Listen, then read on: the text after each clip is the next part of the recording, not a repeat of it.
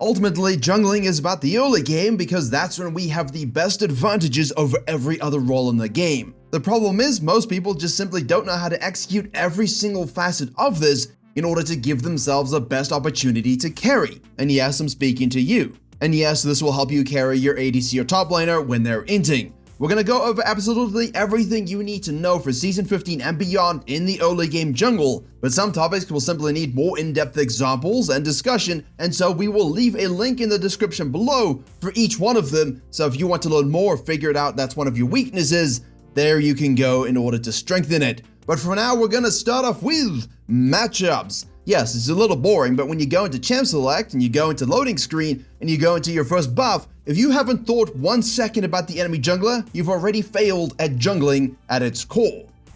You must primarily think about what your jungler needs to do and what the enemy jungler needs to do. That is rule 1 of the trifecta of jungling. From this, then only can you impact lanes, then only can you get econ and farm for yourself, and only then can you get objectives. And back around the circle we go because you've got to deny the enemy jungler any opportunity at happiness and at doing those exact same things. So if you're not thinking about the jungle matchup and the laner matchups in terms of where you can gank, you're gonna have a rough time. So how do we do this? There is no ridiculously biblical guide about every single jungle matchup and all the options they can do for them. It's simply a tendency that you will notice from your own VOD scouting and from your own games. So if you're against, a Kindred, a Shaco, a Graves, a Nidalee, maybe a Bel'Veth, you can honestly say, look, most likely these champions are going to invade me, even a Talon. So ideally here, I'm going to want to path away from them, right? We'll talk a little bit about what that means very shortly. But for this matchup section, let me give you some questions that you can use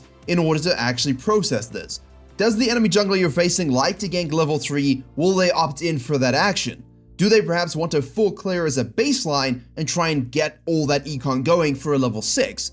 Or like we just mentioned as an example, do they want to invade and play more aggressively than usual? But for more in-depth on this kind of stuff, we have Virkayu.gg. Not only do I have a free jungle improvement resource, I also have a dedicated program with jungle video courses, jungle coaching, coaching classes, a jungle VOD library. We already have a lot of community VOD reviews and coaching classes for Season 15, sharing all the tips and tricks to reach new peaks in this season. All the fundamentals you need for right now are available in a ridiculous amount of hours for content tailored for your MMR so you can climb to reach your peak rank as fast as possible. So to hit your peak rank in Season 15 and jungle diff every game you play, head to the link in the description below or to Virkayu.gg. Simply getting used to what you're seeing in your VOD scouts, in Twitch streams, and YouTube streams, and in your games, as well as what you like to do on your champion, will help you mold this sort of understanding to yourself. And yes, to help you, I've given you some example icons to give you an idea of who might like to do what, but ultimately those answers come down to the second thing here, first clear for yourself as well as for the enemy. So first and foremost, guard your entrances, whether it's the top side or the bottom side. Make sure you ping your team, hey guys, please help me. Please understand the following thing though. My philosophy is usually go to the top side. It's the widest open space. It's most likely where junglers will invade these days. Obviously in lower MMRs, you might have people trying to invade blitzcrank hooks on the bottom side. You can't always predict them. Pick the one you think is most likely, put a ward down to protect if you truly feel like you need that or are experiencing a lot of early aggression, and then carry on about your chosen clear. The way we think about this is, where do they want to go according to the game plan and the matchup we just discussed, and how can I then play around it? As a baseline, let me tell you this, I think most junglers, 90% plus junglers, want to think about a full clear as your ultimate goal, yes? Not, hey, I'm gonna go in 100% and do a red quadrant into a gank. No. Your roots need to be based, and by that I mean based on experience and making sure you maximize that over the course of the early game, because if you don't, you're only gonna have depression, sadness, and potentially everything in your life will fall apart. Some options that are available to you: full clear starting from the above, full clear starting from the Raptors and the Wolves. This usually means you're setting yourself up for different timers, but that's something that we'll talk heavily about in the video in your description if you're interested in higher tempo jungling. Definition of that coming later. You also have the 3-camp gank into recall. This is usually a red side thing, but you can in theory do your blue side. You can also 3-camp into an invade, that is possible. You can also 2-camps into an invade, but please just ignore doing the Raptors invade, level 2 invades. There are much better ways to get advantages that you can sustain throughout the early game. And a good jungler always will know how to counter it either through vision or correcting their mistakes I've coached this and done this myself for 7 years at this point. Please just don't do these invades unless they're intelligent. And usually those are the 3-camp invades. And of course, to cycle your camps faster to get level 6, I have a lot of different little strategies about that. One of the core ones though is a clean 6 clear. That's when we like to start on the Raptors. We'll full clear up. You do a gank, you do a Scuttle Crab, you cross over mid lane, and then you do those Raptors and Krugs again before basing. And now you're going to have fresh camps up on one side, an objective to take. Whether it's Grubs or Dragon, doesn't really matter. You see the camp clear on your screen now. We'll leave a link below to a first clear video so you can study and figure out which ones are going to be best for you. The only time I would really cut my clear short, even second rotation, is when I'm using my minimap or F keys to look around the map and I see something where I say, you know what, 80% rule, hells yeah, let's go rotate and get the kill. If you look at a top lane gank and you are pathing downward and the top laner has full HP and your top laner is dying, I'm not going to rotate to that. There's not an 80% probability in my mind that I can kill them and get a whole bunch of goodness. It's better for you to simply leave the situation and match the enemy jungler if you want to actually go and fight and kill them. See the last video we just covered on this exact topic. Again, link will be below. So once you've understood your matchups, you've understood which route is best for your jungler and which one you like to execute upon, and how you like to rotate early for ganks, objectives, and other sorts of map pressure, you should know game timers. So very quickly, we're going to talk about this as well as ganking. 230 on average is where a jungler will cross over if they're doing a full clear. Some will do it like 212. Some will do 220. Actually, 220 to 230 is a better average rather than 230. That's quite slow, but that's just an idea in your head. Okay, we're both full clearing, I think, based upon the vision and what I know about my matchups, and therefore I know they're going to be on the top side now. If I'm going to the bottom side, hey, maybe I can do a gank and not worry about them actually rotating to me. Okay, objectives. Which one do you prioritize as a jungler? That's always the biggest question. Whichever one you're able to get without dying and killing your entire team. Which means if you need to give up Grubs because it's contested, give up the Grubs and go do something else. Maybe counter jungle. We'll talk about that in a second. Maybe just do the Dragon. Maybe just go ahead and full clear your jungle. Don't ink for it for no particular reason. Same goes for Dragon. So sometimes in some games, you are not going to be able to get Dragon or Grubs or Herald. It's not the end of the world.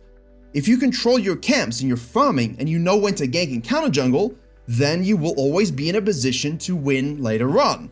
Patience is key. So let's talk about exactly how that looks for snowballing junglers and junglers who are behind. First and foremost, the jungle theory for you until you're level 6. We already spoke about 1, clear your camps, make sure they're looped. By that I mean clear, do your ganks, go back to base, gank and then clear them again. Don't let them sit. Don't go wandering off into the abyss and waffle around the map and leave your camps available. No, control them. Now what I do like to advise for people who might not quite understand this concept is the 3-to-1 jungle rule. It gives you a great baseline to get a faster level 6 while still impacting one lane 3 times, one lane twice, and one lane 1 time.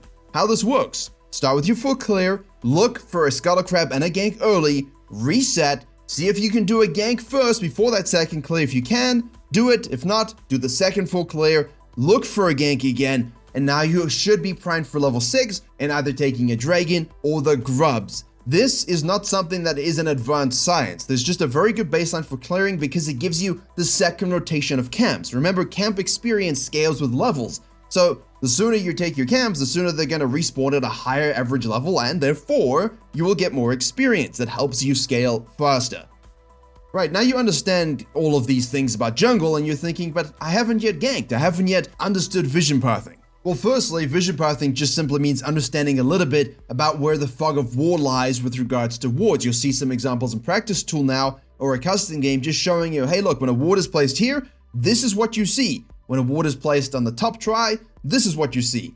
Well, my favorite ones are when the bottom lane is warded in the tri-bush and you are coming down to gank it. If you stick close to the Dragon Pit wall as the red side jungler here, you won't be detected. I see a lot of people just run through the river like, hello, I want to gank you. No, stick close to the wall, you won't be detected, and you can surprise them like their father actually came back from going to get milk, which he didn't. It's just you, and that's how you win games. Mental warfare.